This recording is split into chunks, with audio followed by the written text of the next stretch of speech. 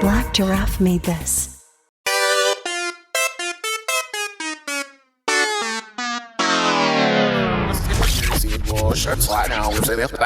Welcome to After Playlist Rewind, our special mini-series showcasing some of our favorite playlists and episodes that we've done thus far. I'm one of your hosts, Terry Yo. And I'm Brandon Lee. And today we're rewinding back to episode 48, aka Toxic Love Songs, featuring our guest, Suga. Oh, Suga. Suga. Yeah, she taught me that cheating is okay sometimes, which I still don't think I agree with, but that was definitely an interesting discussion we had on the moral quandaries. That's the word, quandaries of cheating. I mean, potato. Either way, I'm just saying this episode was a trip. I mean, Suga, we go way back, but y'all too. just her coming through and just her just coming through sprinkling her little sugar on you was amazing. Yeah, she brought a side out of me that doesn't normally come out, for sure. Yes, definitely worth it.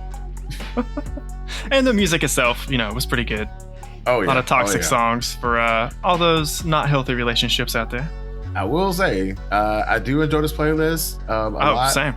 And I can honestly say some of the reactions that we got in this episode, I was not expecting. And I was expecting something completely different. And I'm pleasantly surprised with what I got. But man, I was not expecting the reactions I got. I will say it's quite funny to play some of the songs from this playlist for someone you're dating or someone that you're with. And them expecting it to be like, oh, you're going to play a nice romantic song for me. And then Crazy Bitch by Buckcherry comes on. It's like, well, maybe from a certain lens it's romantic, but enjoy. Sometimes in life you just gotta, True. All right, well, everyone, enjoy this After Playlist Rewind episode while we're on break as we continue our quest for new music. If I cheat, it's okay. No.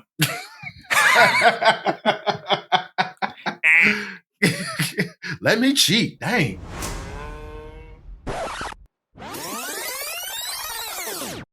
Yeah, Brandon, she made lasagna with nut meat in it.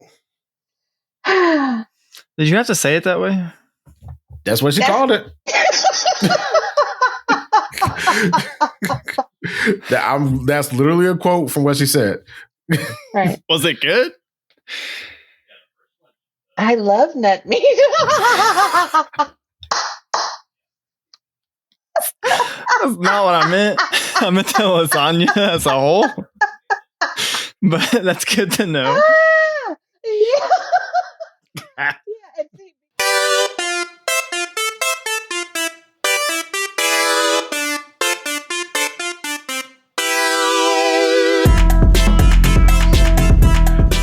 Welcome to After Playlist, the music playlist discussion and reaction podcast. I'm one of your hosts, Terry Yo. And I'm Brandon Lee. And Happy New Year. We're back with a new episode for 2025. Sorta asterisk. This is y'all first episode of the year. But, we love music and talking about it. And today's episodes, it's the end of January. We're coming into Valentine's Day. So we definitely want to talk about relationships. And particularly not the good ones. Nope. Obviously, most people's relationship goals are to be cherished and respected. But sometimes they kind of turn a little, I guess the word is toxic. And today we're going to discuss some of our favorite toxic songs about these toxic relationships. But of course, we two guys, can't really speak for all the type of relationships out there. So we had to get, a female's perspective. And to help us out with that today, first time guest on the pod, long time listener, Suga. Hello. Hey, what's up, Suga? Welcome to After Playlist. Happy to have you. Thank you. I'm excited. Awesome. That'll be good. Alrighty, well, we're going to be referring to songs from the playlist throughout the episode today, as usual. So to ensure that everyone is familiar, I'm just going to run through that playlist real quick for everybody.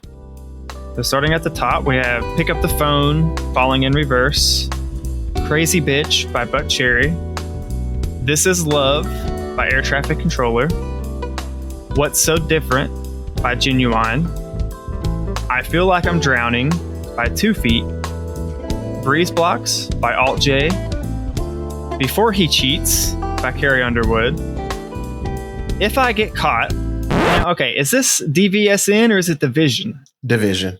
Okay.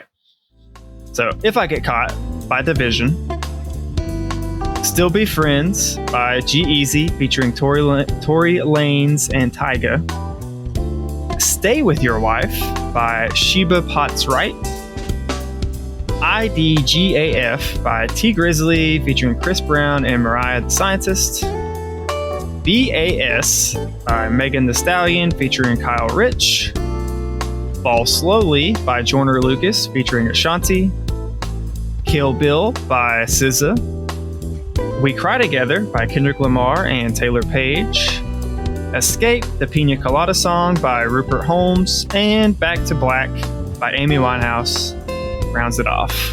So if you haven't already listened to the songs that we're about to discuss, we have direct links to the music playlist in the description, aka the show notes, for your listening pleasures. And before we dive into the episode, we have our usual after playlist disclaimers. Number 1, we respect everyone's opinion, regardless of how wrong or awful it may be. Number 2, if you identify with any of these songs on this playlist in particular, please hang on to your Valentine's Day gift receipts because your relationships are pretty much doomed. It's not looking good.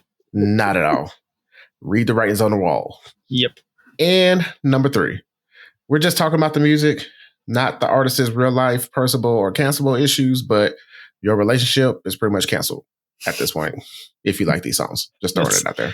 Or if you heavily relate to them for your current relationship, at least. Yeah. And lastly, if you're enjoying the podcast, please be sure to give us a like and subscribe to the podcast on Apple Podcasts, Spotify, YouTube, or wherever it is that you get your podcasts. That is the easiest way to share and support the show. And also it's free. So, that's nice. And yeah, without further ado, let's get toxic, guys. That's right. So, okay. I want to start out by just asking you guys in general, have any of us, do you feel like, do you think you've been in a relationship that you would title as toxic in the past? Hopefully you're not currently in one that you feel is toxic, at least. Most definitely. Yeah, I was going to let you go on that one first, sure. Woo! Yeah, the last one was toxic from the start.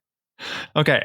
You don't have to get into details about the relationship specifically, but what I'm curious about is, did any part of this playlist like kind of resonate with you on a deeper level because of that, do you feel like? Like, did you like really relate to any of the songs on the playlist? Oh, yeah. Yeah. Yeah,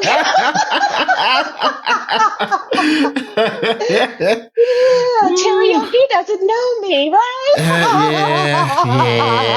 Yeah. Brandon has to learn a little bit. Yeah. On the job training. Okay, well, I get the feeling I might learn at least a little bit today. Well, yes, you are definitely going to learn some stuff today.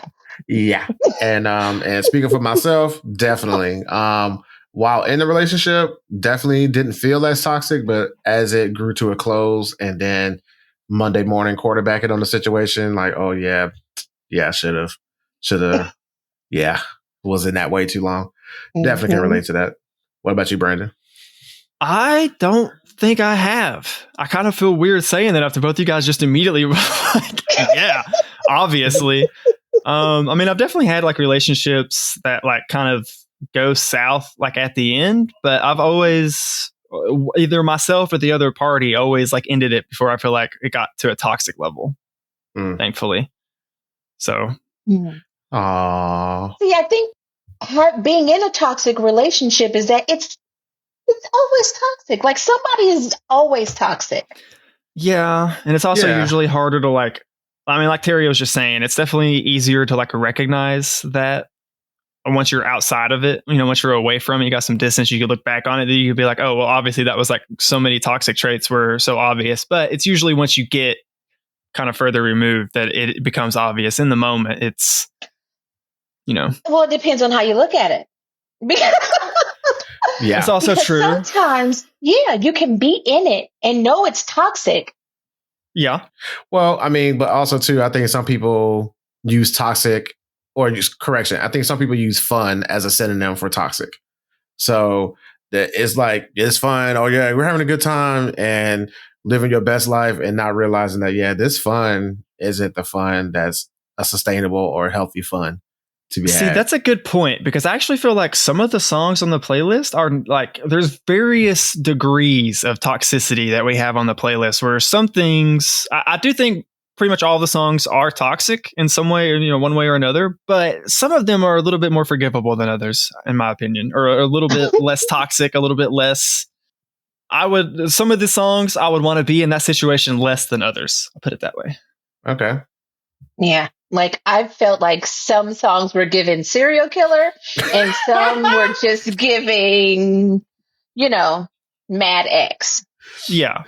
Like the like Mad X, and like some of the like more just like, I just want to be a free sexual spirit or whatever, like those types of songs, like definitely those can be toxic. And I'm sure we'll get into more specifics once we actually like get into the songs themselves. But I mean, it's also like kind of subjective to the people in the relationship a little bit, I feel like. I mean, well, that's a part of it. It's like, yeah, it's normal for one party and toxic for the other, So but there's also some songs on here, though, that's like, if you at all try to make the argument that, oh, no, this is just my normal, I would definitely I'd be giving you some side eye. I mean, we respect everyone's opinion, regardless of how wrong or toxic it may be. We listen and we don't judge. Exactly. It's good to be reminded of that from time to time, I suppose. Okay, right out the gate. We ain't got to the playlist yet. You already judged it. Okay, yeah, you have to promise, Brandon, listen and don't judge, because the more you learn about I'll try my best, but we have to set at least some kind of ground rule here, right? The nature of the episode itself is going to be a little judgy. We're casting aspersions on all these songs here, or at least what they're talking about. For sure. I mean, in the manner in which some of these scenarios are brought up in these songs, definitely earn that side eye. So I'll give you that pass. But again, thank you. But once you have your first 1, 2, or 13 toxic relationships, these songs will hit a little bit different. I will. Yeah. I'm sure as my life continues, I will be checking back into this playlist in the future, for better or worse. Be like, you know what? Mm-hmm. This "Fall in the Reverse" song kind of hits a little different today. Pick up the phone. Pick up the phone. Right. Okay, so this was one of my picks. I don't even know how I stumbled across this song. Oh no, I know how I stumbled across. So yeah, Falling in Reverse had a song out called Ronald. That's a straight up banger with the Tech Nine and a few other people. Love that song. I was like, okay, well, let me go back and check this band out, because I feel like I missed out a little bit. And some of their other songs are kind of womp, they're okay. But when I heard Pick Up the Phone, I was like, okay, this is wild. This is 100%, as Suga just said earlier, serial killer vibes. Yeah. It immediately reminded me of I know Brandon won't get this reference, but Suga, you might. You remember that old movie, A Thin Line Between Love and Hate? Oh, for sure. Yeah. So okay, well, you kind of responded that way too fast, but but that song reminded me of that. And that was a very toxic relationship. Super toxic. Brandon, right. And this old movie, it's an old Martin Lawrence movie. Martin Lawrence and Len Whitfield. She basically trapped Martin in this crazy relationship, so much so that she put a bag of oranges, she put some oranges in a stocking and beat herself with it, and then called the police to say that she was being abused by him, just so she can get him back in her arms, so she can bail him out and take him back home. I see. Okay. That might be way more toxic than anything we have on this playlist. But I don't think so. It might be as toxic as some of the most toxic things we have on this playlist. I'll say definitely that. What y'all think about that song?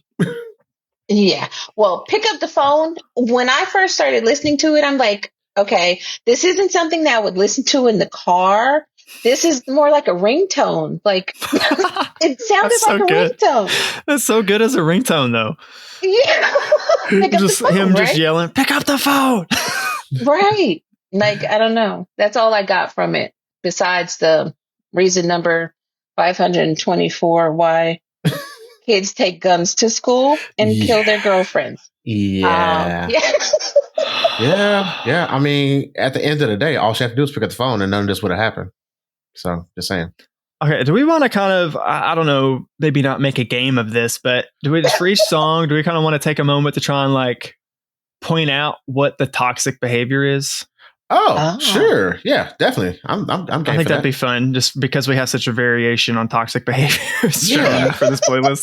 Yes. So obviously it's in the title for this one. I feel like just being super possessive and just you call your girlfriend one time, she doesn't answer and you just start spazzing out and you're sending her mass text and blowing her phone up. Get my mass text. I mean your contacts. Okay. No. We hate that song for a totally different reason, Terry. For one, I can actually listen to Pick Up the Phone on repeat and like not want to shove a pencil in my ears. Even if what it's talking about is not great. But here's the thing though. They both had the same level of toxicity. I don't know. Honestly, like just lyrically, Pick Up the Phone might be worse. Because mass text is more just like, I'm lonely and I want to be liked. Please respond. I feel like this is like, this is more psycho boyfriend.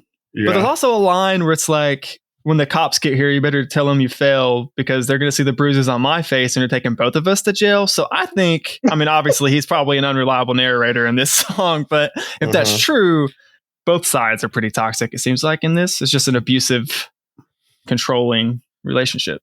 Definitely. And like, that was a line specifically that made me think of a thin line between love and hate because, like she basically faked her own injury. So I'm thinking like, this guy is crazy enough to be like, yeah, we both fell. Yeah, definitely that for sure. I'm believable, Yeah. My favorite part of this song, well, obviously the song itself is. Are you going to say the very end? I love the very end. The very end is what sold me on it. Okay. I love that part. The call has been disconnected. Fuck you. It's such a good ending through the song. It really is. Oh goodness. Okay. But, so yeah, if they are both at fault here, then he's crazy, but she's also a crazy bitch in that situation, which leads right into our next song. That was a terrible segue. No, that was perfect. That's perfect. You got a crazy guy calling. Now you got a crazy bitch. Crazy Bitch by Buckcherry, which I always just love the name of the group Buckcherry because it's a spoonerism of Chuck Berry, who's like, 50s, 60s rock legend, essentially. Did not know that. But yeah, Crazy Bitch. So I don't know who added this song or who if this was one of your picks, Terrio, or someone suggested this to you, but I almost picked the song myself and decided last second not to for some reason I can't remember. So I'm really happy it's on here. Yeah. I'm say that at the gate. That one, like this was a outsourced pick. So a couple of my friends recommended like, oh yeah, like here's a good toxic relationship song because apparently a lot of my female friends kind of have their own toxic playlist that I didn't know about. Sugar, is that a thing? Do y'all like have like a toxic playlist already on standby? I don't know if you can say y'all or even me. Like I have songs that I didn't know were toxic until now. That is so fair and valid, honestly.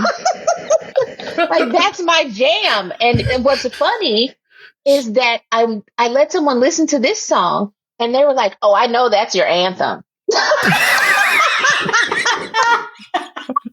I was like, I had to listen to it again, like, oh shit, okay, so what I'm gonna have to do is put this on my iTunes list. I mean, it's not the best song to have as your anthem, but if you can own it, it's not the worst. It's definitely not the worst. It's not the worst. It's ownable for sure. Yeah. I mean, so what's the toxic trait in this song? Well, this was one of the ones I was kind of alluding to earlier that I feel like is on the less toxic side.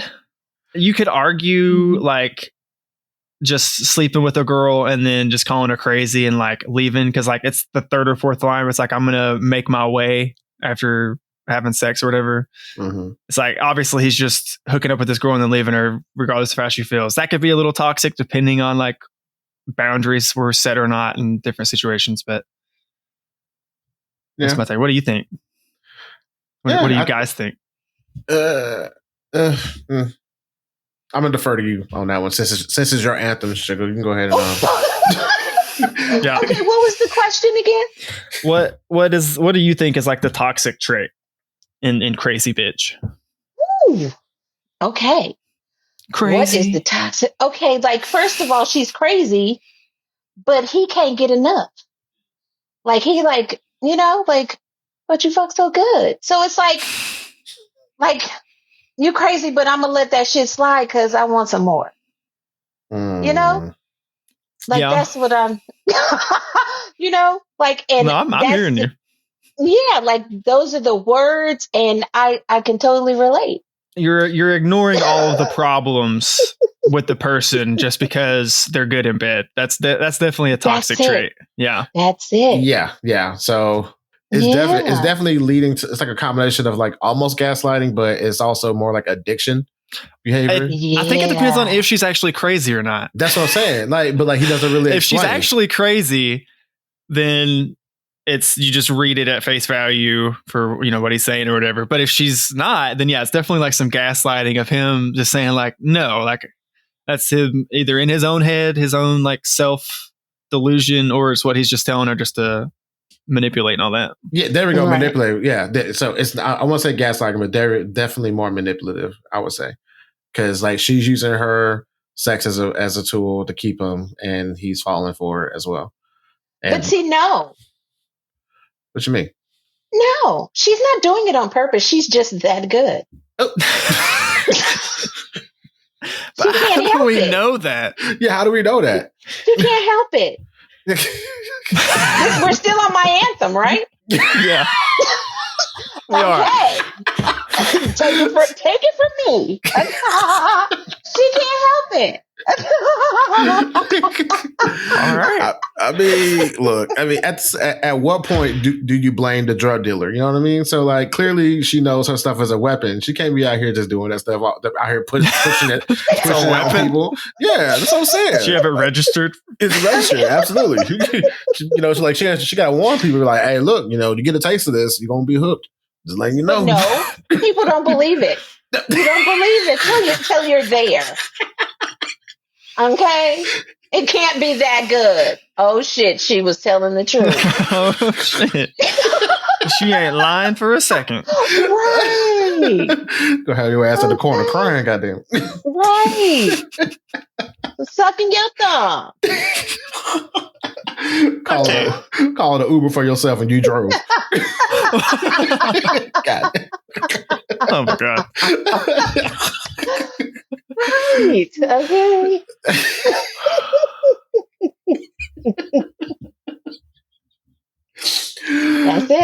That's it. So, so sliding off this crazy bitch, let's move over down to air traffic controller with This Is Love. I really love the instrumentation of the song. It's very vibey. And then, it is very vibey. And like as you're listening to the lyrics, you're just like, oh, damn, this is kind of fucked up. Yes. This is my this is out of my picks, at least, this is my favorite song that I put on the playlist. But yeah, it definitely feels weird every time you get to it's like as you're listening and whenever you get to the end, you're just like vibing out to this song, and then you're just like, oh. Yeah. You know, just like, oh no. It's not great. Yeah. So yeah, I loved it. I actually kind of like I like the twisted messaging in it, and I do like this one where it has had the guy and the girl, right? Singing together. Yeah, I had like the girl come in with like the refrain. Yeah. So I liked our harmonies together, how I was kind of going back and forth with it. So yeah, I definitely it was definitely just like how you said. I would vibe to it, enjoy it, and then the lyrics would kind of kick in and register in my head. I'm just like, damn, this is so fucked up, but it's so good, and I listened to it a couple times. What do you feel about this one, Sugar? This is love. Totally giving vampire and serial killer. So you have your anthem, and I have mine. That's a bold pick, dude. I gotta tell you. I'm kidding. I'm kidding. You scared him. You scared Brandon. That's hilarious. Like, that was. I don't know if I was scared. Just more concerned for Terry. That was the line. look, at this point, the things I've said to Brandon, if I haven't scared him off yet, and you too, Sugar, if I haven't scared neither one of y'all yet. Not yet. That's funny. Yeah. I definitely see. I mean, again, this is very much psycho, hyper controlling vibes. It's just, to me, what makes this song, like, what sets it apart for me is just how, like, blasé, because it's from the point of view of, like, of the abusive partner, and he's just like so blasé of, like, you can run and you can hide, but, like, you're not going to outrun my knife or my gun. Just like lines like that. It's just like, you know, it's just like, you can't just say that. What do you do? What do you mean? Right. I don't know. Just it's just so in your face and just blunt with everything. Yeah. But this is love. Yeah, this is love. And that's like, that's the crazy part is, like, so many people are in relationships like that where, like, to them, that is love. Right. Yeah, and that's the part that's really sad because, again, like, yeah, for some people, God damn it, Brandon, you keep eloquently, like, putting it together, but yeah, that's really fucked up. Sorry, you're welcome, and I'm sorry.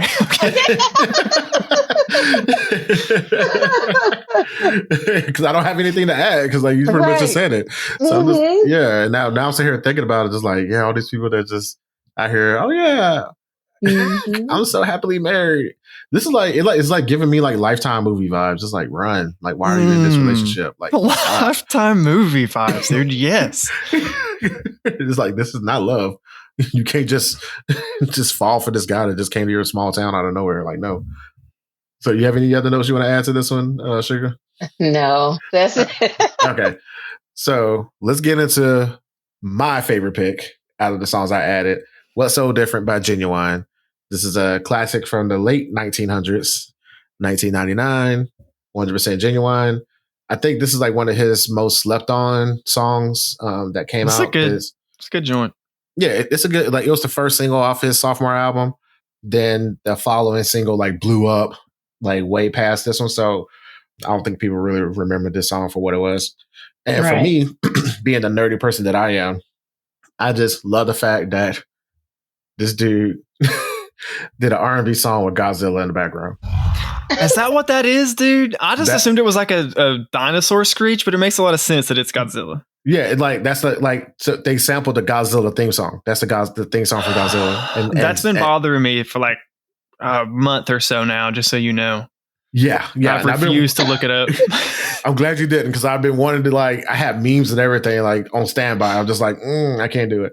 But this is also one of the songs that really made me really think about this playlist, because, I mean, I love that era R&B music, and then just listening to the song in general, like, Ginuwine singing about a song where a girl is trying to hook up with him, but, like, she's in a relationship, and he's like, hold up, so you're gonna cheat on this dude? Why? Like, it's literally the song version of if they'll cheat with you, they'll cheat on you. That old adage. It's literally just that, but, like, fleshed out into a song. And I love it for that, if nothing else.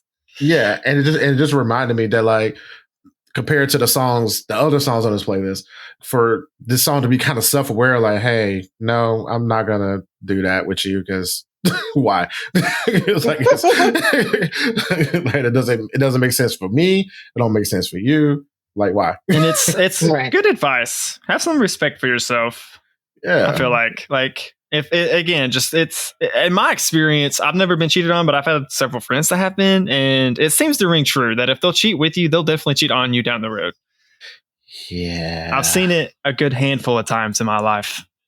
Yeah, it's not a good feeling being cheated on. No. So.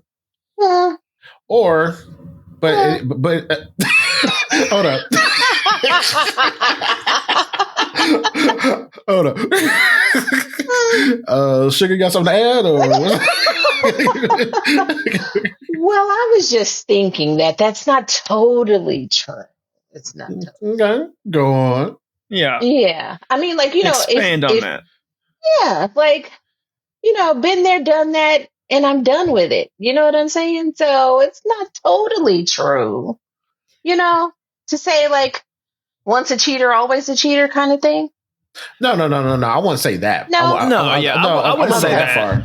But I'm just saying, but because being in definitely that people situation, grow and mature and everything. But it seems to be to me. And get tired. Okay, go ahead. I'm sorry.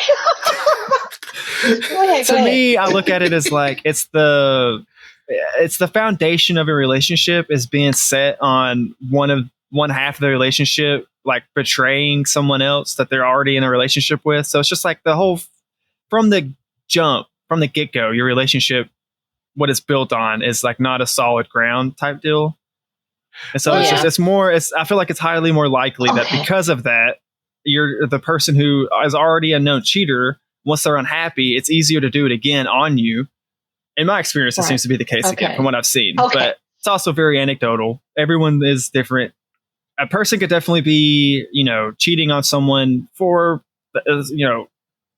essentially ends up being the love of their life. And then they just settle down with that person. I'm sure that happens all the time, but it doesn't always happen that way. Right. Yeah. Yeah. Okay. I get it now. I agree. Yeah. I mean, like, I had to like think about it.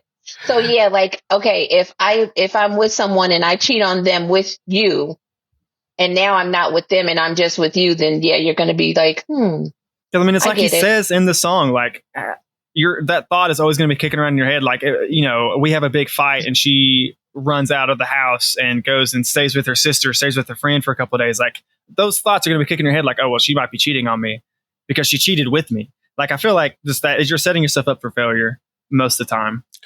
But at the same time, though, when you're sleeping with the enemy, it's the enemy that you know. So it shouldn't hurt as bad. At least I don't think. What? You just mixed like 3 metaphors together, I think. Yes, it's almost like I'm drowning by 2 feet.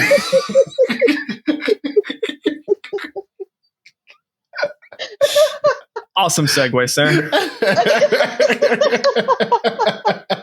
Feel like I'm drowning. This is another good one, man. This is another vibey one, but in a much different way. Yes, it's more of a jazzy vibey. Well, to me, like, after hearing what's so different and then going into this one, it's like, okay, you're asking yourself what's so different, and then like you're kind of reflecting on it even more. So it's just like, damn, like you're really kind of in a dark, sunken place, so to speak, when dealing in a toxic relationship. It's like it's that weird gut feeling of like you have the answer to the problem, but you don't like the answer. So you're trying your hardest to find another solution, but at the end of the day, it's like. Like, I don't want to do this, but I know I need to because you're in this situation. But yeah, I really enjoyed the song. It was a good one. I just want to say real quick, the one line from this song that I always like go back to, it's literally like right at the beginning of the song. It's like, all my friends think you're vicious and they say you're suspicious. If kind of like you were just saying, if you feel like, you maybe having doubts or questions about your relationship, if you have really good friends that you like trust and have your back, definitely just like ask them like, hey, do you think we're like actually good for each other? Like, are you happy for me being in this relationship? And if they're a good friend and they're honest with you, if there is an issue, hopefully they'll tell you and you can do some self-reflecting from there. Yeah. Okay. So I partially agree with that, but also at the same time, people don't really know the full relationship. They know what they see of it. So, that's true. I guess if there's more like obvious toxic behaviors that maybe you're blinding yourself to, they might be able to point that out to you. Yes. But you definitely have a point too. They definitely don't see the full scope of the relationship. They only get a slice. So yeah, you have to keep that in context, I guess. Okay, Sugar, what are your thoughts on I Feel Like I'm Drowning? I want to know, did you like the song? I have this song. I love this song. Yes. Oh, wow. So this song was new to me. I never heard it before. Really? I like 2 Feet a lot. He's good. Yeah, I don't know where I got it from or when I started listening to it, but I've had it in the rotation for a while now. And I don't know. I love the beat. I love I love this song. I think that's the first for me. It's the beat. If you get, if I'm feeling the beat, then I'm going to listen to it more and, see what the words are talking about. But it's always the beat first for me. And I feel like for this song in particular, the beat kind of gives you it kind of how it imitates the feeling of drowning almost, just in like how it's like kind of slow and subdued. It kind of makes you feel like you're underwater in a sense. Yep. It definitely has that water drop, like the water, like the water drop effect or whatever. Like boom, boom, boom. Yeah. Like, yeah, I love it. And then is that a guitar that says bam, bam, bam, bam? Yeah. It is. Yeah. Okay. It might be like a synthesized guitar of some sort, but okay. Yeah. I love it. Yeah. Me too. It definitely pops out and then I just love when the chorus comes in and just like starts hitting. I'm just like, yeah, it makes you bop your head. Oh yeah. Snap your fingers. Yeah. All of that. It's simple but good, and it's simple in like the best way. Yeah, sometimes less is more, and yeah, exactly. And it feels full. Like even though it is empty, it feels like a full situation, like Sonic situation. So I love it. Yeah, I don't know really what toxic trait. I think this guy is just like real. This is a song about a guy kind of realizing he's in a relationship with a toxic person, and is like coming to that realization in the song. Yeah. More so than like any actual traits. I believe the trait for this one is denial. It's like, you know it, you see it, you're aware, but you're still like trying to be in that relationship. And when you need to get out and you're in it, and just fully aware that like your friends are leaving, you're realizing that this person you're with is fake and you're not happy, but you're still in it. And it's time to go. Like the relationship been expired, but you're still holding on for whatever reason. Okay. Yeah, I definitely agree with that. I don't have a good segue into Breezeblocks from that. I don't think there can be. Well, damn. That was your segue. There is no segue. Right. Yeah. Let's get into Breezeblocks. Now that we're talking about Breezeblocks, let me ask both of you guys a quick question. Are you aware of what a Breezeblock is? No. Suga, are you at all aware of it?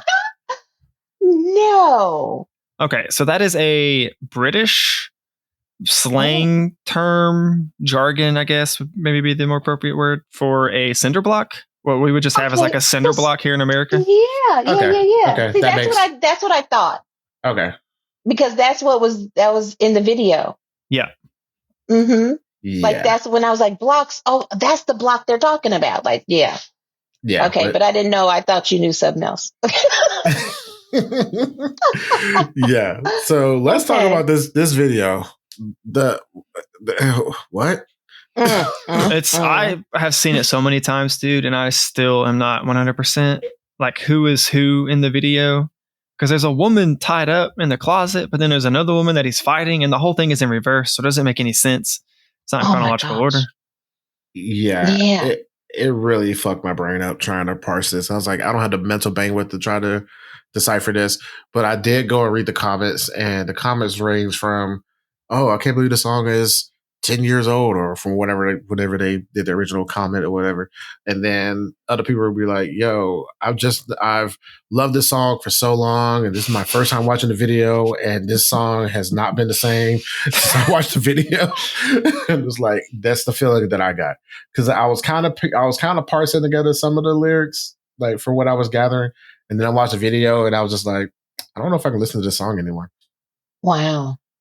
Well, okay, so I guess I'll break down what the song is about, because it is kind of poetic and vague in a sense on what they're talking about. It's basically about whenever you love someone so much that you're like willing to hurt them to keep them. Damn. Even if that means like literally weighing them down with soggy clothes and cinder blocks. Yep. And he uses Where the Wild Things Are as a motif throughout the song. Right. Yeah. Of just like loving you so much, I want to like eat you and mash you up. Like, damn. It's like such a visceral, extreme, almost like psychotic emotion they're feeling. All right. Definitely giving Jeffrey Dahmer vibes. Seriously. Definitely. It's definitely got a little bit of that. What's his name? Hannibal Lecter. Yeah. Again, and I repeat, I don't think I can listen to the song anymore. Right. The And song here's got really the thing. dark. It got darker than what I thought it was. Yeah. Yeah, like that's creepy. It's kind of a creepy song, but it's also like it's a bop. It's a bop and a half. He's still standing on it. Like it's a really good song. Like it's I would put it up there as like still arguably All J's like best song, even though it's like off their first album. Like the beat is really funky. Like if you just listen to the music, you can continue to listen to it. Just don't listen to the words. Just don't listen to the words. Well, here's the thing. Like I used to be that way, but now Brandon has corrupted me to the point where I can hear lyrics now, and now I'm trying to like find the hidden meaning and relate to it and parse the poetry within it. So it's technically his fault for ruining me. You're welcome. And for this song, I feel like the lyrics also have their own cadence. That's like, to me, it definitely enhances the song, the way that it's sung. Like not even necessarily like the words themselves, just the way that the words are structured, the lines are structured, whatever, I guess. And that's the other thing too. Again, when I heard it, listening to it, I was like, okay, it's fine. He's kind of singing weird or whatever. But then I watched the video, and the way he was singing it is like he's singing with his jaw clenched. Like you can hear the anger in his voice, the way he was singing it. And that's what takes me out of it even more now, because it's just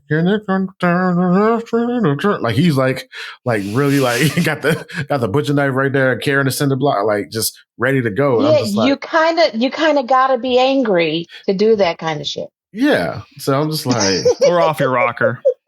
I mean, a little column A, column B, but damn, that's true. But like, cause like when it came on, the girl was in the bathtub with the cinder block on it, and I was just like, okay. And then, where is this going? Where is this going? And then by the time I got to the end, you saw the girl that was like taped up, mouth shut or whatever, and then the hand like dropping in the bathtub, and the water that was kind of opaque is starting to turn red. I'm just like, oh god, this is really gone far. Like if you're in a relationship where it gets that far, that bad, that angry, just no, just don't like end it and say you did. Okay, yeah, exactly. just don't and say you did. Right. Trademark Sugar. Yeah, okay. But I will say that one thing that this video did for me was piss me off. Because you kind of got to think backwards. Yes. Yeah, just a little bit. Okay. Yeah. So I was like you really had to concentrate and think in reverse. But that's so alt J though. Like they can't just be regular. Like, they got to be extra on everything. So it's very on brand for them in their music videos. I don't think I've seen a single one of their music videos that like at least totally made sense. Okay. Yeah. I mean, how dare they make a piece of art that's easy to follow? Basically. Okay, well, moving on from one psychotic person to another. Let's talk about Carrie Underwood's Before He Cheats. This was another outsourced suggestion that was brought to my attention, and I was like, oh, yes, this is a perfect song for this playlist. Personally, I hate this fucking song. But for this playlist is gasp. Yeah, sorry. And I say that as someone who actually like low key loves Carrie Underwood. I had a huge crush on her growing up. What? Yeah, I think I've just heard it so dang much, man.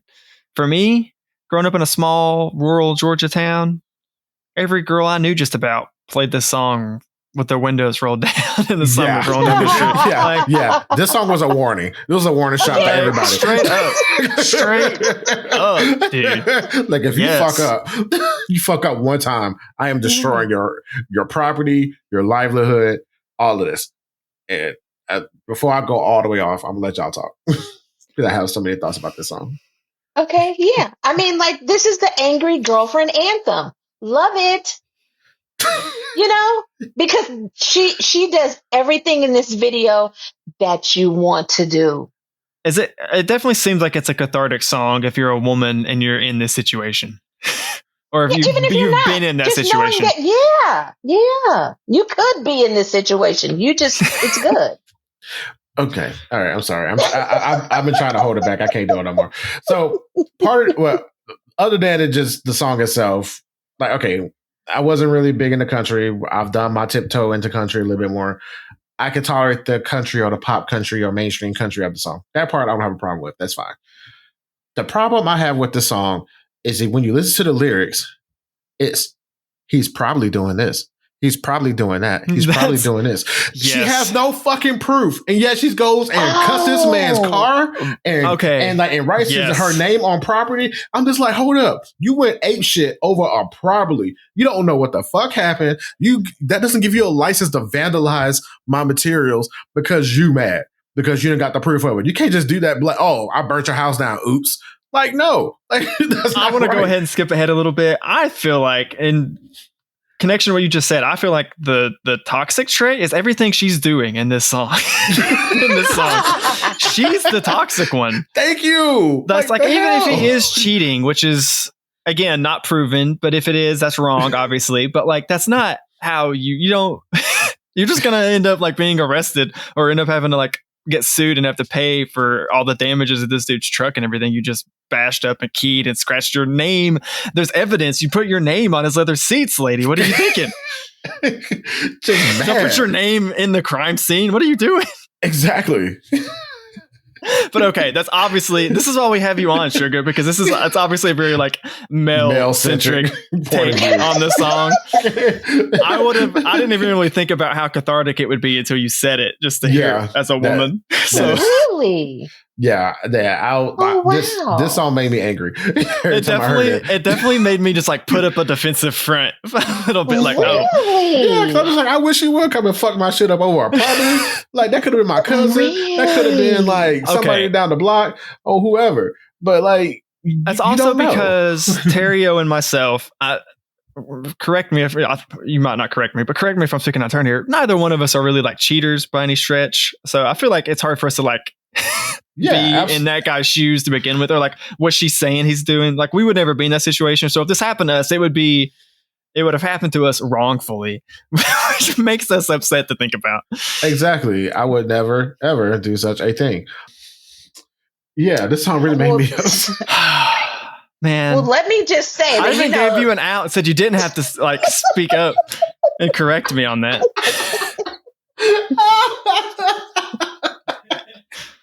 What do you do? Well, let me just say this. I've been on YouTube and TikTok a lot lately. And one thing that's been going around is that Black women don't cheat. Have you heard that? No, what? Black men don't cheat. I heard that one. Yeah, Black women don't either. So this is all just for fun. Huh. That was a joke. Okay. Huh. You guys didn't laugh. I'm just like, huh. Look, you're like, bitch, I know you. Okay.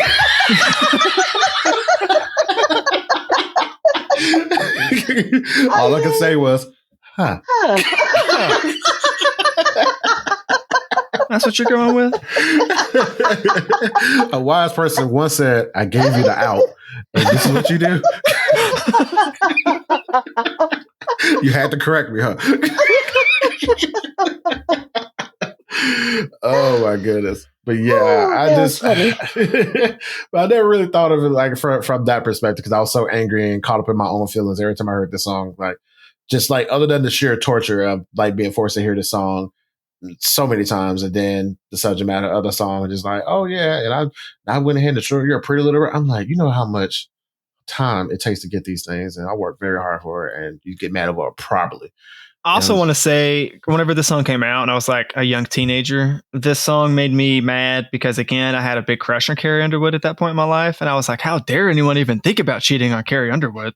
Oh, so you over here trying to defend her honor. I was over there simping a little bit.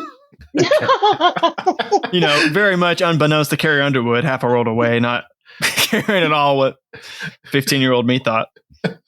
That'd be hilarious. Like, Carrie Underwood's like on her music video says, she's like, I think there's some kid in Joyner really upset right now. Oh well, action. Oh well. On the flip side of that, the song that I find absolutely relatable and really near and dear to my heart, "If I Get Caught" by Division. Well, you're just leaning all into it right now. I mean, hey, man, you do you. This song is, gospel truth. Like, if I get caught cheating, it don't mean I don't love you. I'm just saying, like, it's totally relatable. It's super relatable. I take immense issue with this. As a matter of fact, I'm gonna speak for you, Brandon, on this one. So I feel that we both can relate to this song very strongly.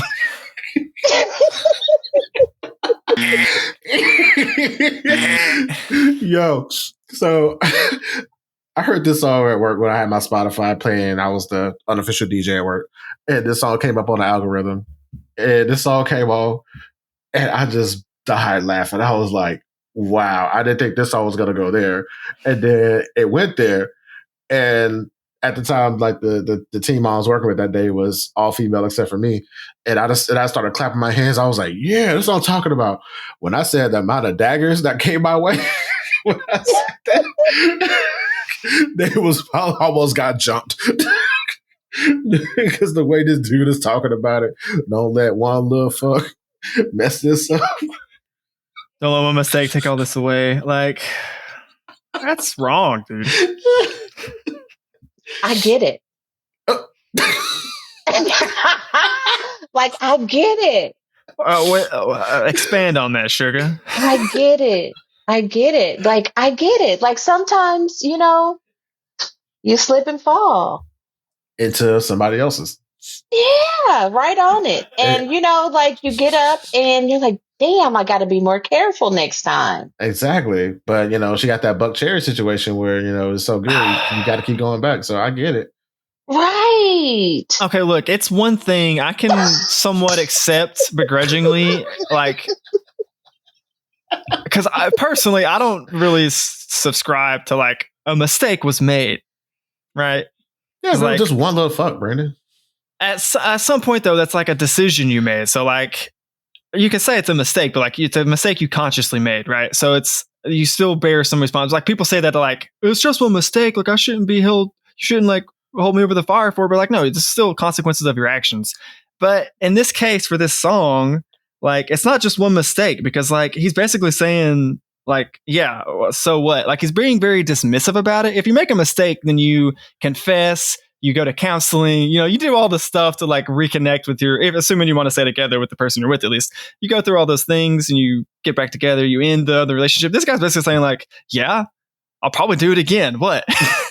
Okay, because he's literally like, you're asking them questions again. Like, why are we doing this again? Like, you want to know you want to know what I gotta say? Well, the truth is, and then it's the chorus, and it's just like, that's not cool, man.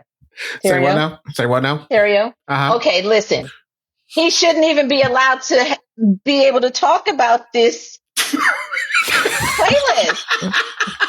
Like, you are so green, okay? Like, you are so green. You have to have my pure wholesomeness to balance out y'all's treachery over here. Right. Oh, my gosh. You know what?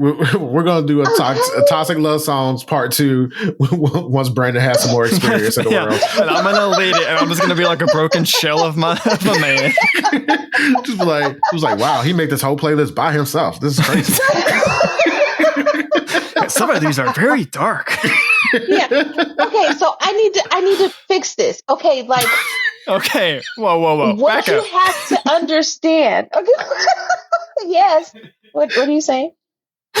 Sorry. What do I have to understand? Tell me. Okay. He's doing it. I think for most people that are okay with this sort of thing, it's the upfront that makes it okay. Like, just don't lie to me. Don't hide it. And don't let it be after the fact. That is true. So, yeah. If those boundaries have been set in the relationship and both sides are okay with this, that is a totally different thing. I mean, technically, he opened the song up and says, like, you knew I had hoes when you met me.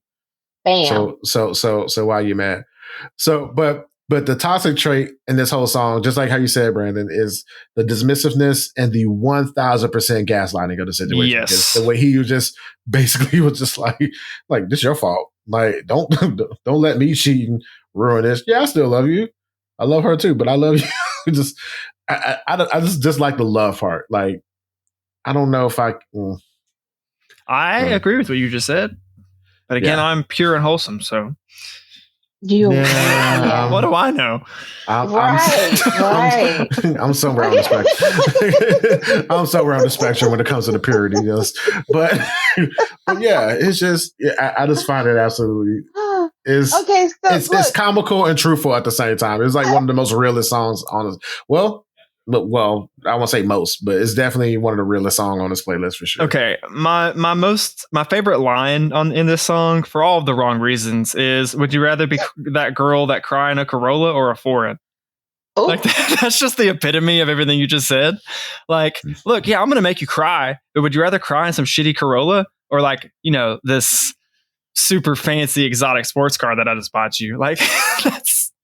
I mean, the price of admission, you know what I mean? That's, again, if that boundary is set and both parties are okay with it, that's fine. Just most people, I would like to believe, have a modicum of self-respect, and that's not okay for them. So, I don't know. My self-respect, at least, is worth more than a foreign sports car, but that's just me. Shit, my self-respect is working down. Give me a Honda Accord.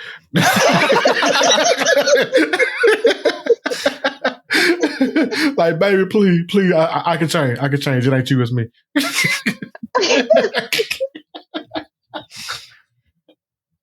Yeah. Oh. Yeah, like, I really like this song. Love the chorus, love the beat. I feel like he was spitting nothing but facts. And, everyone's entitled to their opinion, regardless of how wrong or awful it may be, Sugar. Right. Regardless. Oh, that's so funny.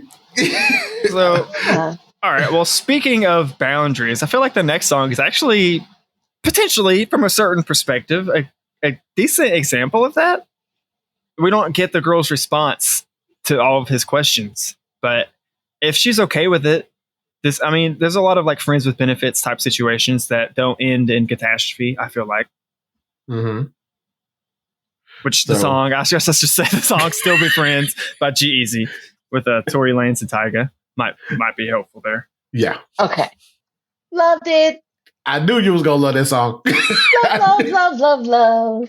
I knew you were gonna love that one. So this one was another random pick that just showed up, and again, I'm playing R&B music because that's what the ladies at work wanted to hear. And this song came on, and I'm just like, "This is a song? Like, he really made a song about this?" And I was like, "Okay." And I was like, "This is going to the playlist because it's like it's straight to the point."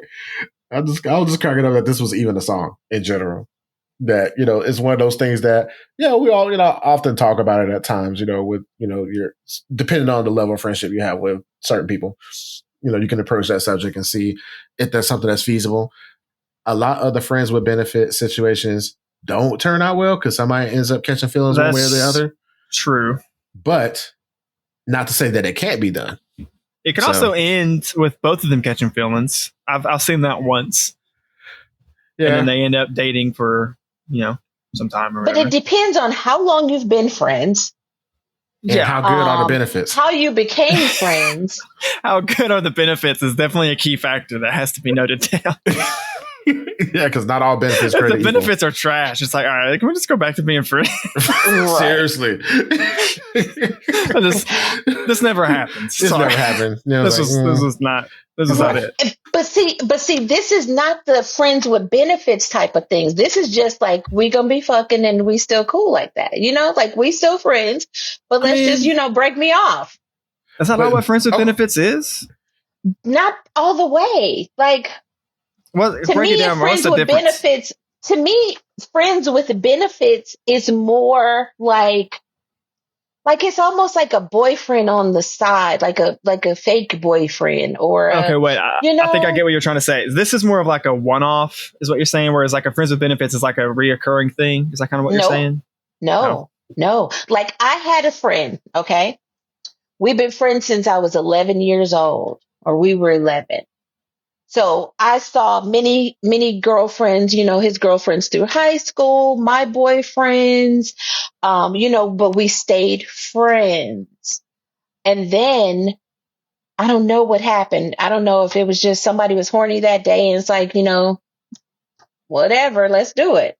You know what I'm saying? And so we did, but we still kept the same relationship. So I don't know, but it didn't happen all the time. It didn't happen often. It just happened whenever. And so I think a friends with benefits is more regular.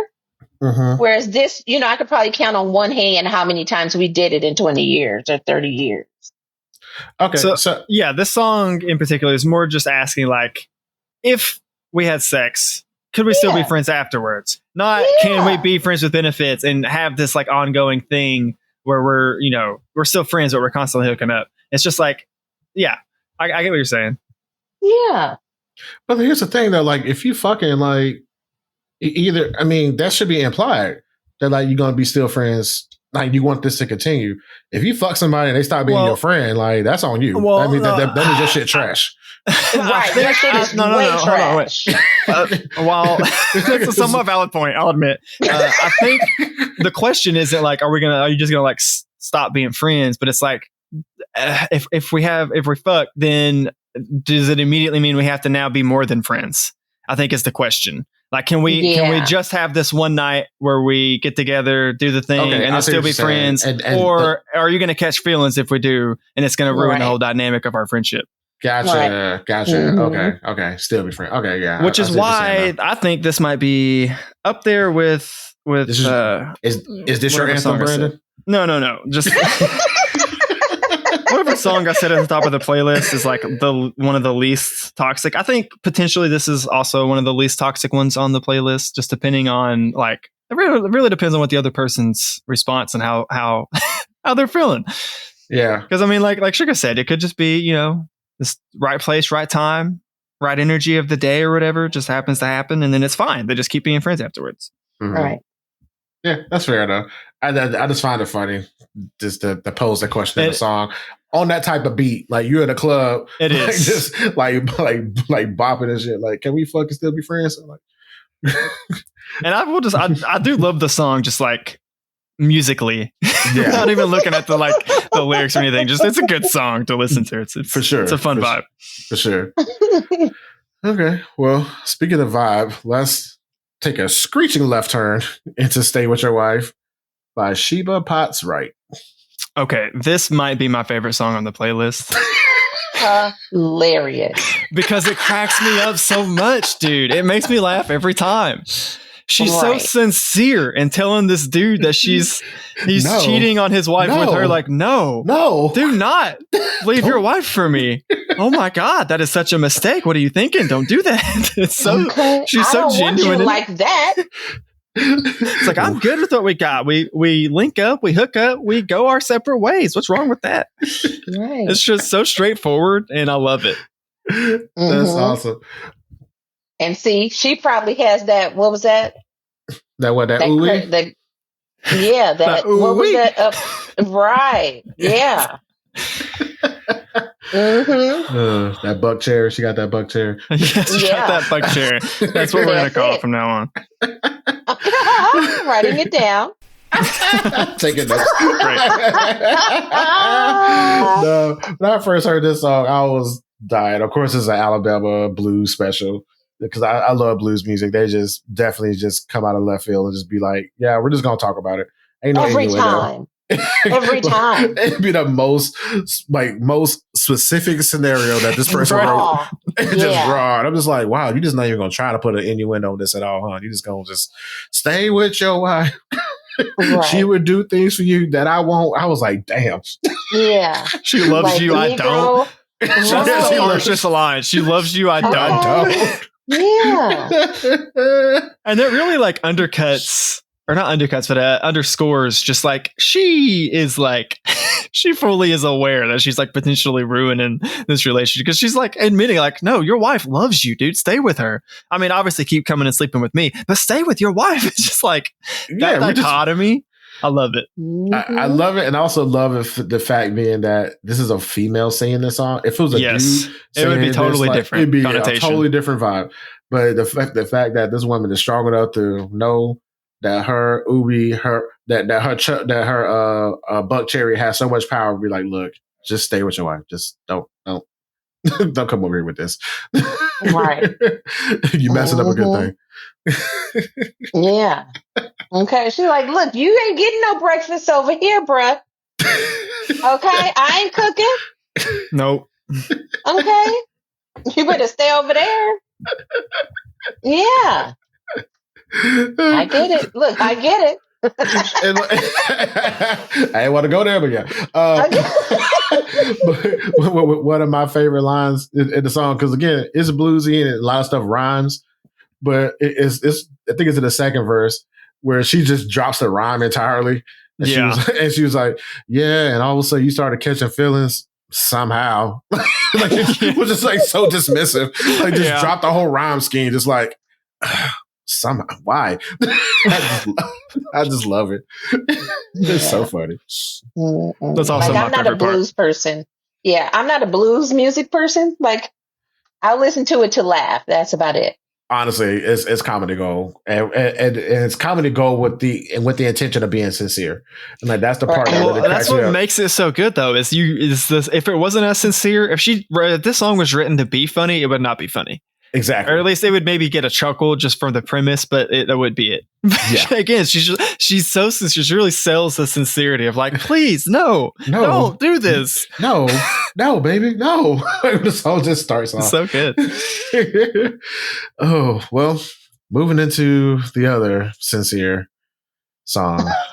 Insert eye roll here. IDGAF. I don't give a fuck. By G-Eazy, Chris Brown, and Mariah, the Scientist. This was the other song. I kind of agree with you. This was the other song next to Before He Cheats that I skipped pretty regularly. I'm sorry to say. I love the beat for the song. The beat is phenomenal. I hate the arrogance of the lyrics. That's the part that pisses me off more than anything. And it is super toxic. Super toxic. It definitely deserves its spot on the playlist. Yeah. I'm going to defer to y'all before I go off on a tangent. All right. Well, sounds like you got thoughts, Sugar. I want to hear them. Well, I only really have to say that easy to dance to, move to, relate to, all that. And 9 out of 10, don't give a fuck. Okay? So it's relatable. Like, you know? Like, why don't y'all like it? What's going on with you people in Georgia? It's called having Southern values. So okay. So the problem I have with this song is this dude is intentionally fucking up somebody else's relationship. Like, so it's like, come on, bruh. Like, and he's like, well, I don't give a fuck. Okay, yeah, you got a man. I don't give a fuck about him. Like, oh, bruh. Like it's the total opposite of Ginuwine. It's the total opposite of Ginuwine in his song up above in the playlist. Yes, definitely that. And just like somebody just like not reading the room, crossing the boundaries, like, bro, like step the fuck off. Like you interrupting my situation, trying to holler at my my girl, my partner, whoever.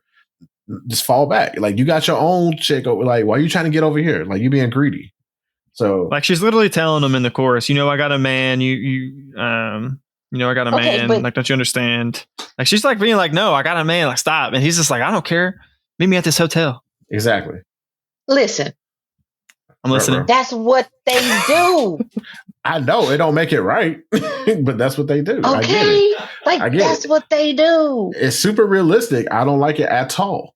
But that's like for this to be a song that's popular on the radio currently as we're recording this, and I'm just like, wow, this is just wow. Like you're just teaching people the wrong kind of values. Like if somebody's in a committed relationship, don't be trying to insert yourself into that and try to put like being a home wrecker. So that's the toxic trait in this song. It's for sure. being a home wrecker, 100%. The other toxic trait of this song is the fact that she's even entertaining this bullshit on the side. Yeah. And that's the part that pisses me off too. Because I'm just like, wow. Yeah, if she was a good girlfriend, she would have blocked this guy a long time ago. Yeah, if you sit here and have a conversation and your dude is over here, you bragging about your current dude to your side dude. See, come on, man. Come on. Why don't you guys understand? You can't let go of everybody just because you're in a relationship. Because what if it fails? Who you gonna fall back on? You can't let him go. She might need him. Someone new and better. Look, if it was gonna work out, it would have worked out. I ain't gonna go back in the past. No, it's not about the working out. It's about the needing some relief right now. And so if her and her dude don't work out, then she could hit Chris up like, remember what you said? Yeah. Where we gonna be at? What's up? I get having a backup plan for sure. I get it. That's definitely in my experience, women definitely think like that more than men do. I feel like. You're so green. So okay, God, like this is literally what it feels like having a devil and an angel on your shoulder at the same time. Yeah, we're literally on both sides of you right now. He has two angels. Correction, my bad. High-fiving behind his head and shit. Oh wait, are you talking about me or Terry? No. You, Brandon. Got two angels. Yeah, no devil over here. Yay! Right. We're so innocent and so pure.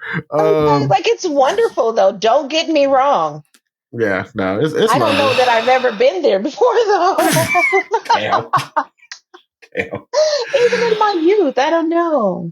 I don't know. Whenever I'm in a relationship, I don't think like, oh, I want to keep this person as a backup just in case this fails.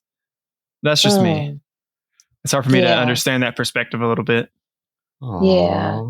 Because again, I think I just look forward. Like if we like hooked up for something in the past, but now I'm in a relationship, like you're now in the past, you're part of my past. And if this relationship falls through, like maybe if I bump into that person or somehow we run into each other and reconnect, then yeah, sure, I wouldn't mind picking it back up. But I'm probably just going to try and find someone different, someone new. I mean, I agree. If you're trying to find someone to be with for real, then yeah, that would apply.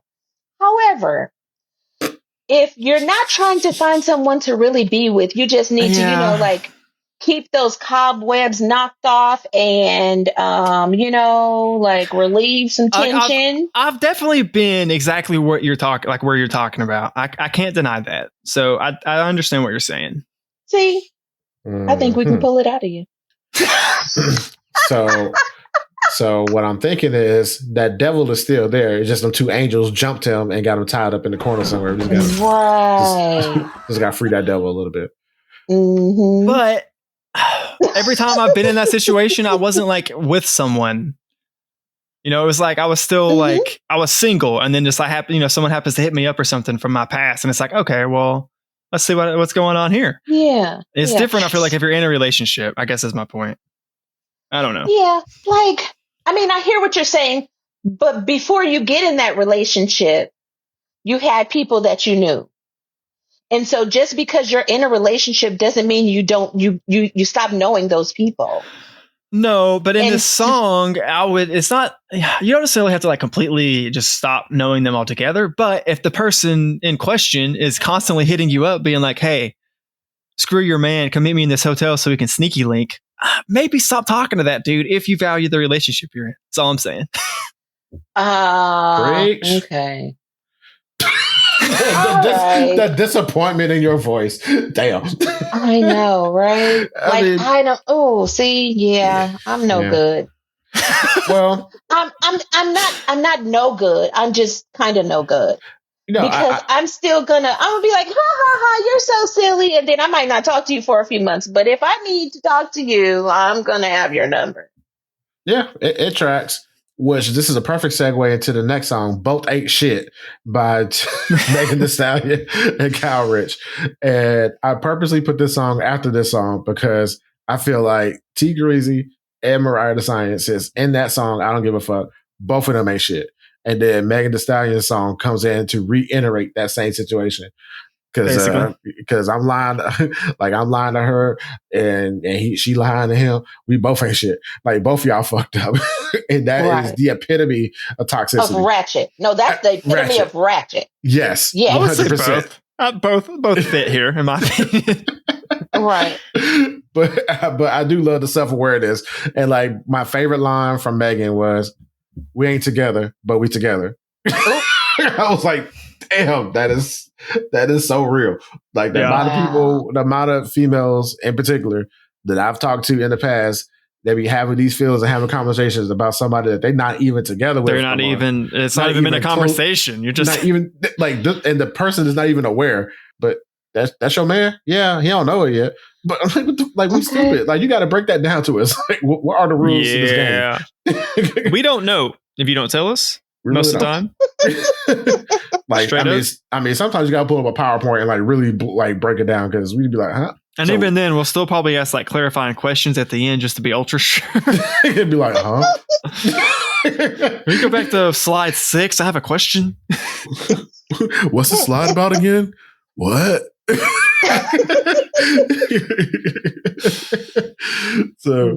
But sonically, the song had me in a chokehold because it samples one of my favorite Tina Marie songs. And I just fell in love with the beat immediately. And then when I heard the lyrics, I was like, okay, I had to pull an emergency audible and like swap out a song for this one, because I was like, it has to go on this playlist. Like I couldn't hold it for another playlist. I was like, this has to go on here. Can we briefly talk about the other? We don't have to get super into it, but I just want to say Money Long. Leave My Baby Tonight featuring Glorilla. Yeah, I really like that song. I really liked it too. I really did. It was one of my favorite ones, honestly. And it was hard to pull that one off, but I didn't want to make the playlist even longer because I figure. And this is definitely comparing just B.A.S. and that song. This is definitely the more toxic of the two. Yeah. 100 and that, like so much %. But I did like how you had it originally. We might cut all this, but I just want to say I did like how originally you had it on the playlist with that was right before Kill Bill. Mm-hmm. Because they have kind of like similar but very different lines between those two songs that just tickled me a little bit. Yeah. I didn't like it at all. Money, which one? Yeah, B.A.S? the money. Yeah. Really? I was like, huh? Cool beat, but huh? Well, I like how it was like she was becoming more self-aware in the song. Self-aware and like self-respect. Self-respect, and then but then it kind of takes a little bit of violent turn. She's like, okay, I'm about to take my gun. I'll take my 40 off safety. That's true. But my favorite line is Glorilla's, "I always got your back, but damn, baby, I got it back too." That's a good line. That's really a really, really good line. It really is. Yeah. That line's been kicking around in my head for weeks now, I gotta say.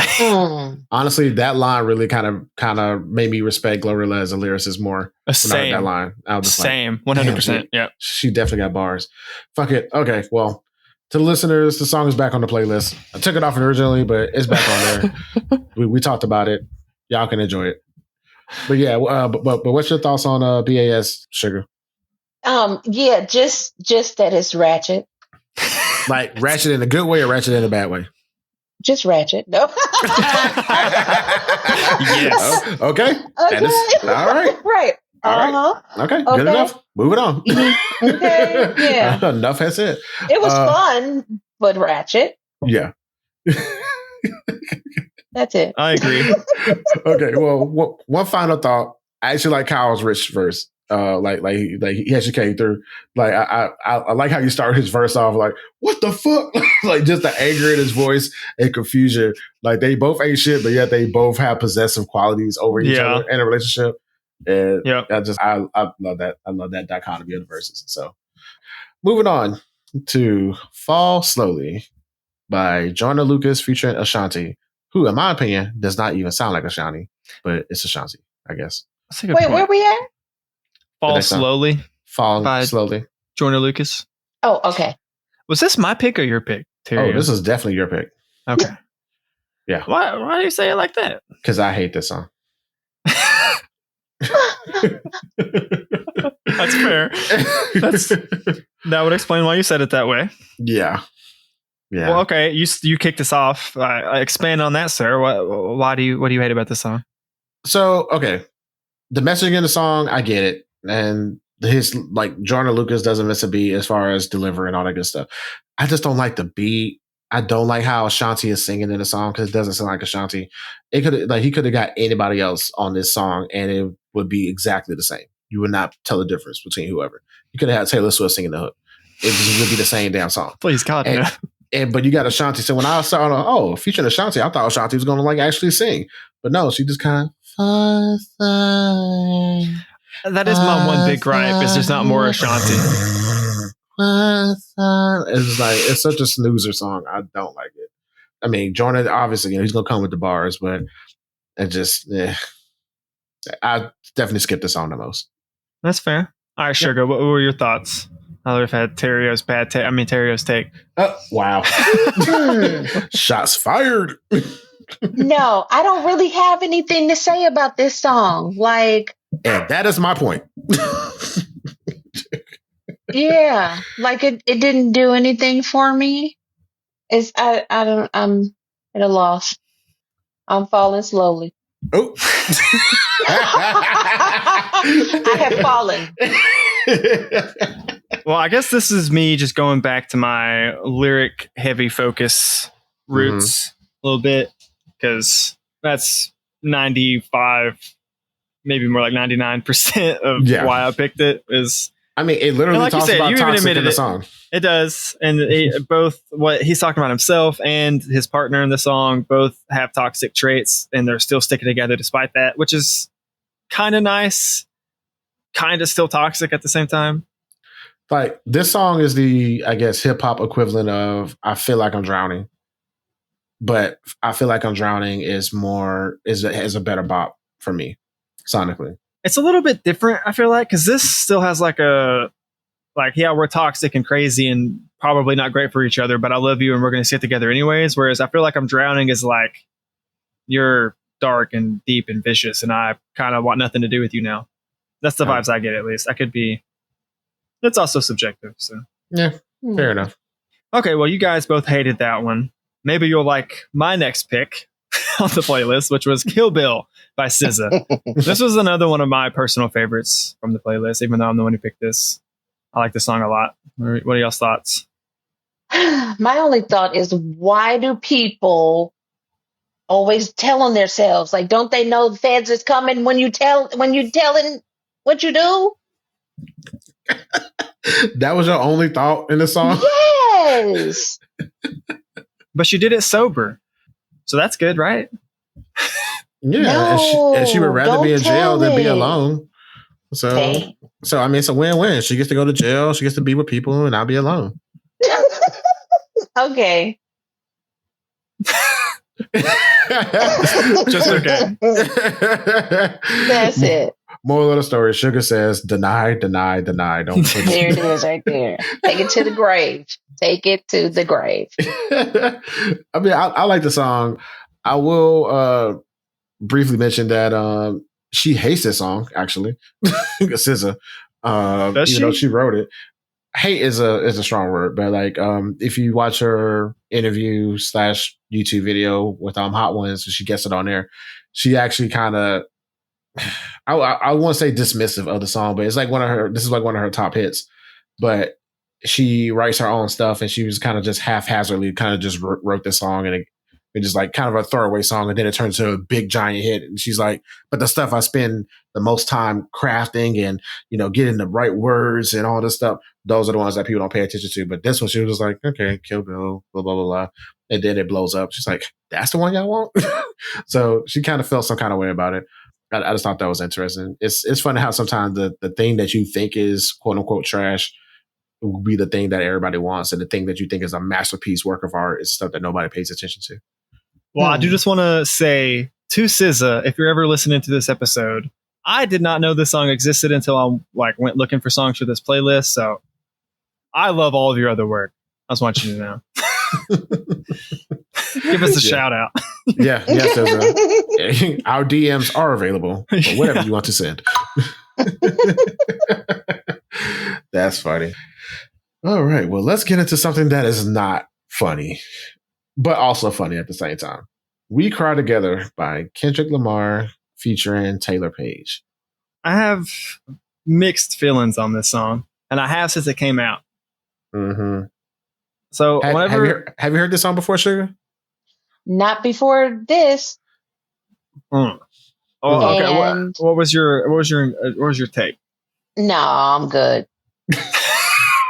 Too real, right? It is. Like, I don't know real. what it was. Like, I just knew I was going to love it because it was Kendrick Lamar and I love him. Mm-hmm. And, you know, like everything, you know, but yeah, no. Like, I don't know. I wasn't feeling it. It wasn't. I full stop agree with everything you just said. When this album came out, I remember being kind of disappointed just because it was such a departure from the Kendrick I knew at that point. I've since listened to it a few more times and at least understand the artistic appeal to it, but I definitely set it down. I listened literally through the album once, and then I set it down and I was like, okay, well, that's the thing. And I didn't listen to it for months. And the only song that I remembered off the entire album was this song because it is so visceral and real, and it sticks with you. This is a song you remember long after you've heard it, I feel like. Yeah. This was my pick, and even I skipped it a couple times.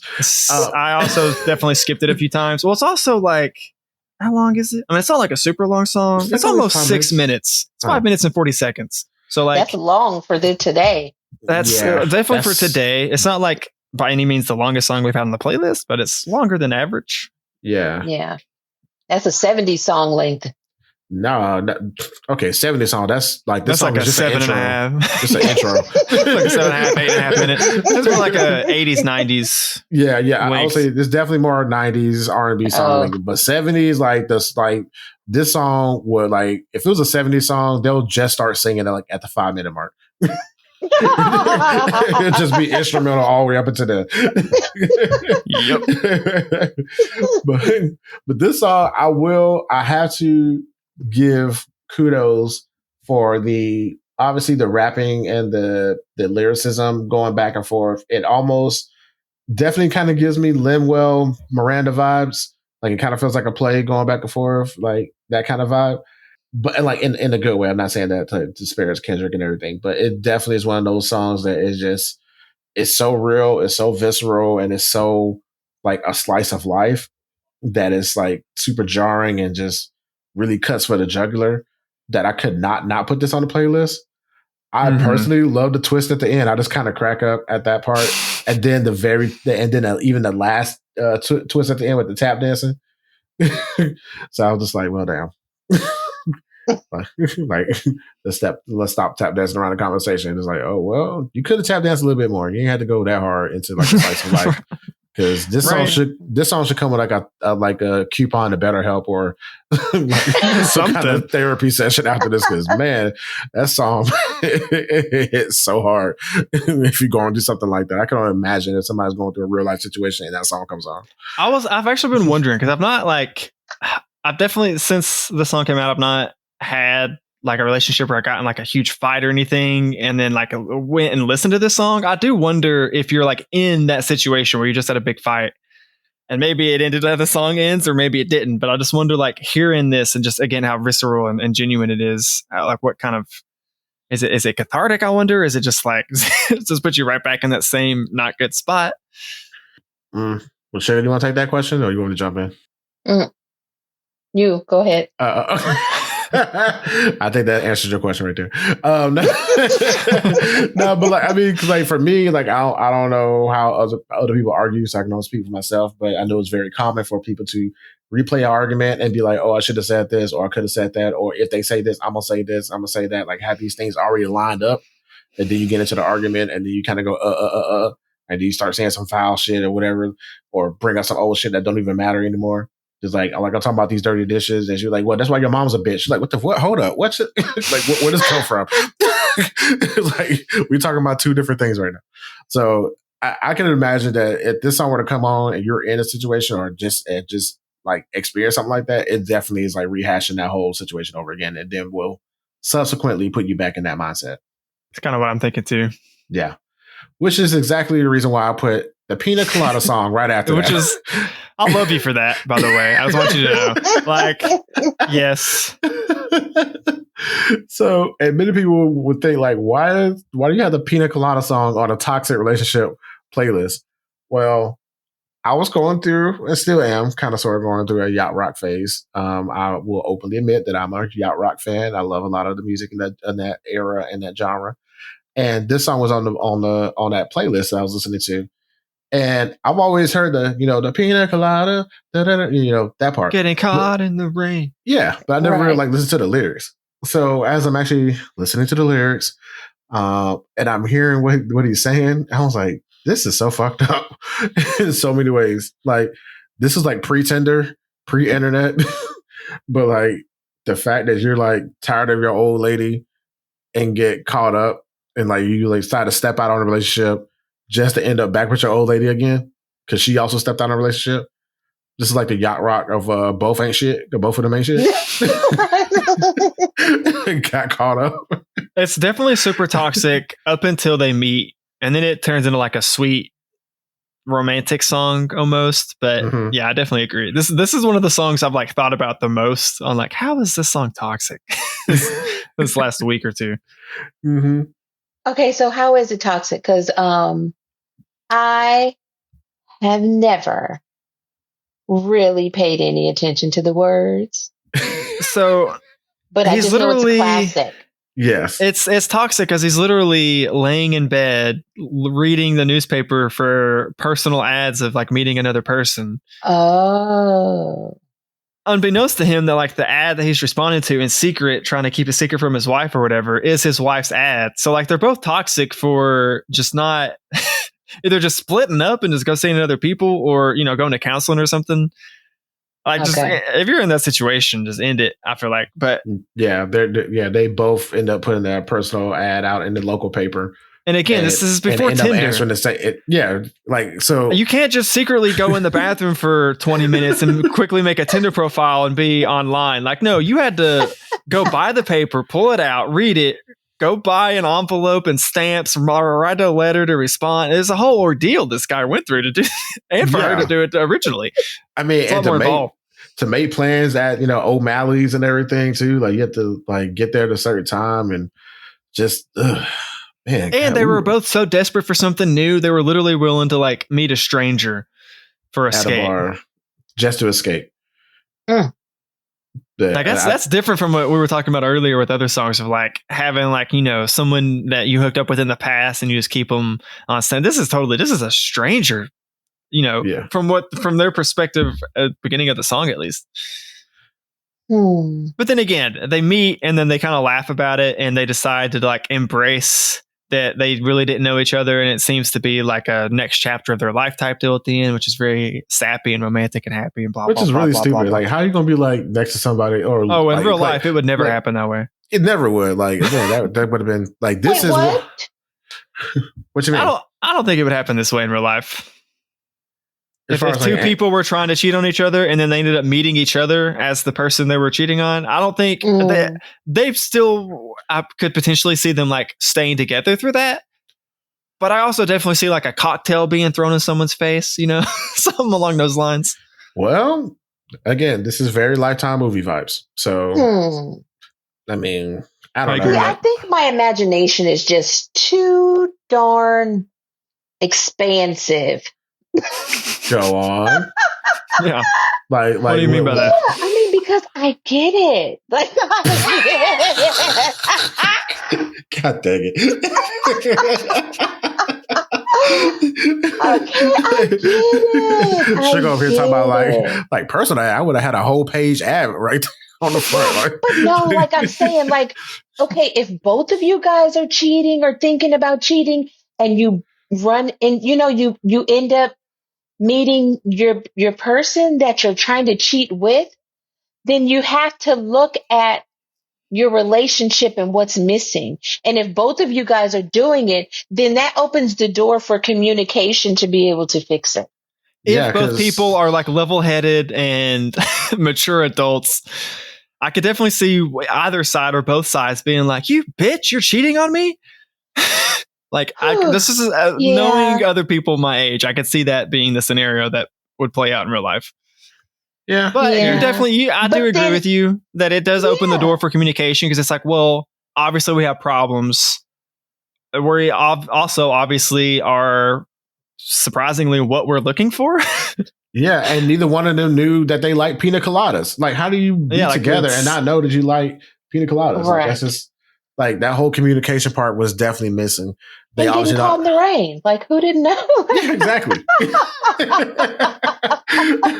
I just thought it was so funny. They're like, wow, they was even. I mean, cheating is always since the beginning of Yeah. time. But even an old classic song like this is like, damn, it was toxic back then too. They Yeah. were just Oh yeah, old always school been. toxic. But see, here's the thing. Like I'm this person. I'm going to talk about all these different scenarios in the beginning of the relationship.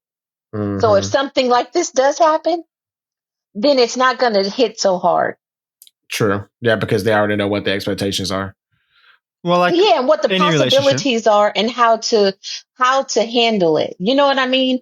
Mhm. Because because I'm talking about it in the beginning. They're like, for Why sure, are you like any thinking good about this? relationship, communication is key. Yeah, but also sugar is a rare breed, unfortunately. Fortunately, but / unfortunately. I mean, it should be more Right. of like people. It's like her. unfortunate that it's rare. is what you're Thank saying. you. That's what I was trying to say. Words are hard. So, as we're bringing the podcast to the close, we got the last song on the podcast, "Back to Black" by Amy late, great Winehouse. Amy Winehouse. Mm. It's got a lot of soul in this song, I feel like. Amy Winehouse herself is just very soulful. Yeah. I agree. However, okay, like I'm not a drug person. And Mhm. so I was trying to get into it. Drugs or the song? The song. Okay. Just, I had to clarify there. Just to make sure. I know what blow is, but what's puff? No Diddy. Shut up. Is that the answer or That's not the answer. Yes. Okay. Puff and Diddy is not the answer. No. Okay, like what is puff? Like, okay. I just took it as, I don't know if it's any, I mean, I'm not I'm not a big drug or anything either, really, but I just assumed puff was any type of she was smoking something. So she's puffing on something. I don't know. I mean, that could be any number of things. Right. Yeah, I would assume I honestly would assume it'll just be weed, like just puffing weed, whatever, weed smoke. That's kind of what I was That thinking. is so green. I don't think from Amy Winehouse. I don't really want to get into it, but she passed away from a heroin overdose, from what I remember. Right. So, and I believe at least you can smoke heroin, so that could be referring to that. I didn't know that until recently. I've never even been, as far as I know, within a mile of heroin, so I don't really know for sure. I don't know where it was. I don't know if I saw something, if I was watching a movie. I don't know. But I just learned that this year, I'm going to say in the last 3 to 6 months, learned that you could smoke heroin. I did not know that. I think I saw it in some movie, one of those Lifetime movies from back in probably wasn't a Lifetime movie, but some movie somewhere was a dark movie or something where, they're doing stuff like that. Mm-hmm. But yeah, I don't 100% know if that's what she's talking about in that line. Essentially, though, the meaning of that line is you're going back to your vice, I'm going back to mine, is how I took it. Oh, okay. Their vices happen to be drugs. But he also, literally her second line is he went back to keep his dick wet. So, he's also leaving her for another woman. Damn. Yeah. Which I didn't realize that was a line that she said in the song. And so I pulled up the lyrics. I was just like, oh. Okay. I didn't either, because it's the way she sings it for the longest time. That's not what I was hearing. Yep. But literally, she opens the song with, he left no time to regret, kept his dick wet, with the same old safe bet. So, with that same side piece. Yeah. So this one's also another one that's just, I've learned today, depending on your perspective, cheating is wrong, potentially. So this one, I guess, isn't super toxic necessarily in that regard. She's obviously pretty devastated over it. Sounds like in the song, if you're going back to black, whatever that's a metaphor for, whether that's drugs or just depression or something else, I don't know. But yeah, black tar heroin. Is that a thing? Damn. Yeah, that is a thing that I've heard people say before. At least. Yeah. I don't know if it's actually a thing, but it's a thing I've heard. Yeah, back to back. I know she likes black. All right. See, I think I must have done drugs in a past life because it's like really scary. Like I don't even like talking about it. Yeah, like I almost don't want to breathe because I don't want to like get a contact high. Yeah, imaginary one. What the hell? Yeah. No, yeah, I'm not a big fan of it. I've had friends that, you know, have various different levels of addiction and gone into, you know, halfway houses and therapy and all that good stuff. And it's hard because you want to be supportive, but there's literally nothing you can do. It's purely on them to. My heart definitely goes out for them, but it does take, the onus is on that person pretty much always for them to be taking the steps to fix that. No one else outside of themselves can do that for them. Yeah. So I guess my question, and so the whole point of the song was her dude or her partner or whatever was cheating. So her reaction is to go back to drugs, right? So that's the toxic trait in this is self-harm. That's how I took it. Okay. Yeah. It's just the, like, again, whether it's from, you know, being depressed of the situation or whatever it is, just like going back to self-destructive habits and somewhat, I guess, on the guy for like, I would assume he's at least, if he's been with her for a while. In my head, I built this whole headcanon where it's like he knows she's dealing with issues and he's like still like just messing around and like messing with her head anyways. So like if you're with someone and you know they're like going through something, especially something as big as like a recovery from addiction, which is a lifetime thing for most people. Yeah, it's pretty not nice to be doing stuff like that instead of just sitting down and being upfront and just having an honest conversation. And then instead of, you know, doing stuff behind their back and sending them spiraling. Yeah. Interesting. This is also one of the tracks I skipped. I like Amy Winehouse, but I'm not like, I wasn't like a super hardcore fan. Like I didn't really pay attention to more of her music more so until after she passed. But after that, I was kind of like, okay, she definitely has the sound and has the voice, but definitely gone too soon for sure. But, you know. I mean, I'll agree with you. I skipped this song, not as much as the other songs that I mentioned I skipped, but I would skip it occasionally as well, especially being at the end because I would just loop the playlist. So knowing Pick Up the Phone by Falling in Reverse was next on deck, I would usually want to get back to that like high fun energy, even if that song is awful lyrically or like, you know, the subject matter is awful. Facts. So out of all the songs on the playlist, which one was your favorite, Sugar? Oh my. Oh my. Oh my. I would say it would be between oh my. If I Get Caught, Still Be Friends, and IDGAF. Interesting. Okay. That all of those are kind of new. You know, like I didn't have any of them already. I'm not even sure if I heard those songs before now. How much of them being new do you think factors into you picking them? Because, you know, for me, if I hear a new song I like, I'm going to like really jam to that song for a second and like not pay as much attention to if it's compared to another song I've already heard 100 times and is constantly in my rotation. Like whenever I hear a new good song, it kind of, I don't care about this old song I've already heard 100 times. I just want to listen to this new thing I like.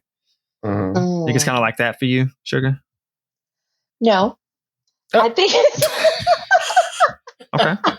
Oh, that's what I was asking. I think it's I think it's all about the toxicity of it. You know what I'm saying? It's just fun and I think that's why I like it. Because again, it's for me, it's about the music first. And so if I can, like do my little 2-step in the kitchen while I'm cooking dinner, then I can respect that. It's So yeah, for me, it's the music. Okay. Mm-hmm. That's what's up. That's what's up. Brandon, you have any favorite picks? Just the two I said, This Is Love and Stay With Your Wife. Okay. Which are two radically different sounding songs on the playlist. Awesome. What about you? I mean, my classic, What's So Different? And also because of the new factor, I definitely like Both Ain't Shit by Megan Thee Stallion. I've been kind of wearing that one out as of late. Well, thank you for joining us, Sugar. I appreciate you coming through and adding us, giving Brandon some insight on toxic relationships and whatnot. I've learned a lot. Okay, cool beans. I was trying to knock that angel off his shoulder. It's still hanging on though. Its grip has loosened after recording this, though. I gotta be honest. That's awesome. And my angel has been missing. Got a bolo out for him. Be on the lookout. If you see this angel, he is armed and dangerous. Armed with the Holy Spirit. Anyway, thank you guys for listening to the playlist as well as joining us on the podcast today. Thank you, Sugar, for coming through and offering such valuable insight and helping us see things from a different perspective and different lens. If you're enjoying this, what was that? I said I had a ball. Awesome. And if you also had a ball and want to enjoy more of the podcast, you can always go to afterplaylist.com for our social media links, previous episodes, as well as previous music playlists. Like and subscribe to this episode as well as the music playlist.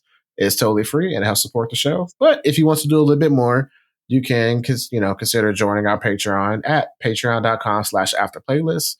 We're working on having more offers there, but there's also a free membership there as well. So you can always just be there and be on the lookout for whatever we throw your way. So until next time, keep on listening. Next time. Keep Doodles. on listening. Bye. Bye.